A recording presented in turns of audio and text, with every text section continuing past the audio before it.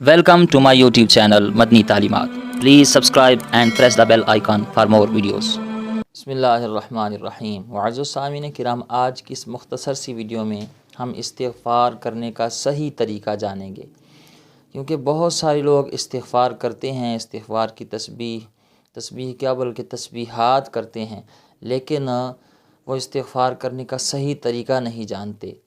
آج کی اس ویڈیو میں ہم استغفار کرنے کا صحیح طریقہ جانیں گے، کیونکہ استغفار کرنے کے بے شمار فضائل ہیں، بے شمار برکتیں ہیں۔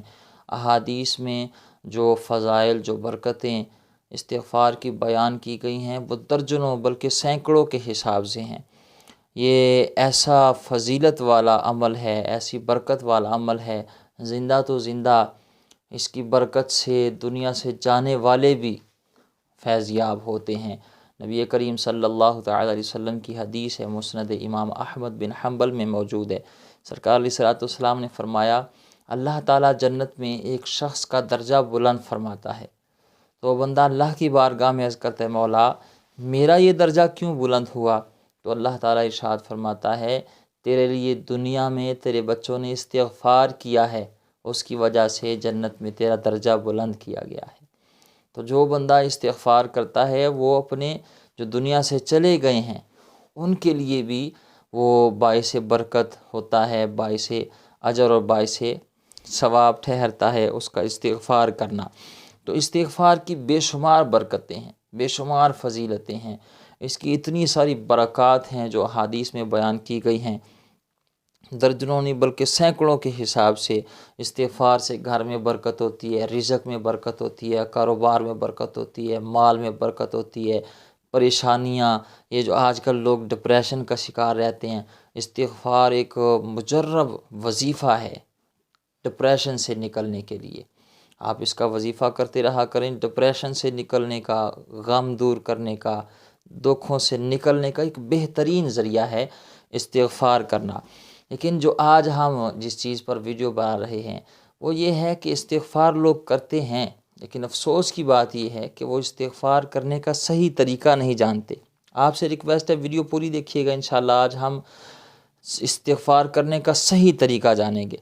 آپ نے دیکھا ہوگا لوگ ہاتھ میں تسبیح پکڑ لیتے ہیں اور استغفار کرتے رہتے ہیں، اور بعد میں کہتے ہیں کہ ہمیں تو استغفار کا کوئی فائدہ نظر نہیں آیا، وہی بے برکتی ہی بے برکتی ہے، وہی مال میں تنگی ہے، رزق میں بے برکتی ہے، کاروبار میں بے برکتی ہے، پریشانیاں ہیں کہ ختم ہونے کا نام ہی نہیں لے رہی، ہم تو روزانہ استغفار کا وظیفہ کرتے ہیں۔ تو بھائی یہ پریشانیاں تو اس طرح ختم نہیں ہوگی، کیونکہ آپ جو استغفار کا وظیفہ کرتے ہیں، جو آپ تسبیح پڑھتے ہیں، وہ صحیح کرتے ہی نہیں ہیں۔ جب تک آپ صحیح طریقے سے استغفار نہیں کریں گے تو اس کی برکات کیسے حاصل ہوں گی؟ جب آپ صحیح طریقہ اپنائیں گے تو پھر اس کی برکتیں آپ کو حاصل ہوں گی۔ جو صحیح طریقہ ہے استغفار کرنے کا وہ آپ غور سے سنیں، انشاءاللہ میں آپ کے سامنے بیان کرتا ہوں۔ یاد رکھیں، استغفار کرنے کا صحیح طریقہ یہ ہے کہ آپ استغفر اللہ کہیں۔ صرف استغفار کہنا یہ ٹھیک نہیں ہے، یہ صحیح نہیں ہے، کیونکہ یہ مکمل جملہ ہی نہیں بنتا۔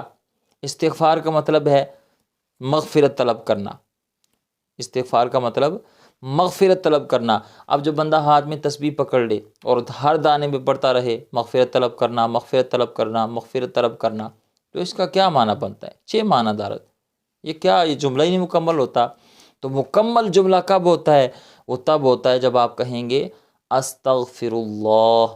اس کا معنی کیا ہے؟ اس کا مطلب ہے میں اللہ سے مغفرت طلب کرتا ہوں۔ یہ تو میں نے صرف آپ کو ایک مختصر سا جملہ بتایا ہے، اس حوالے سے اور بھی ہیں، آپ پڑھ سکتے ہیں، استغفر اللہ ربی من کل ذنب واتوب الیہ، اور بھی احادیث میں اس حوالے سے روایات موجود ہیں، آپ وہ بھی پڑھ سکتے ہیں۔ لیکن صرف استغفار کہنا یہ درست نہیں ہے، یہ ٹھیک نہیں ہے، اور یہ جملہ ہی مکمل نہیں ہے۔ کم از کم آپ استغفر اللہ پڑھا کریں، تو پھر دیکھیں انشاءاللہ آپ کو اس کی کتنی برکات ملتی ہیں۔ امید ہے آپ بات سمجھ گئے ہوں گے۔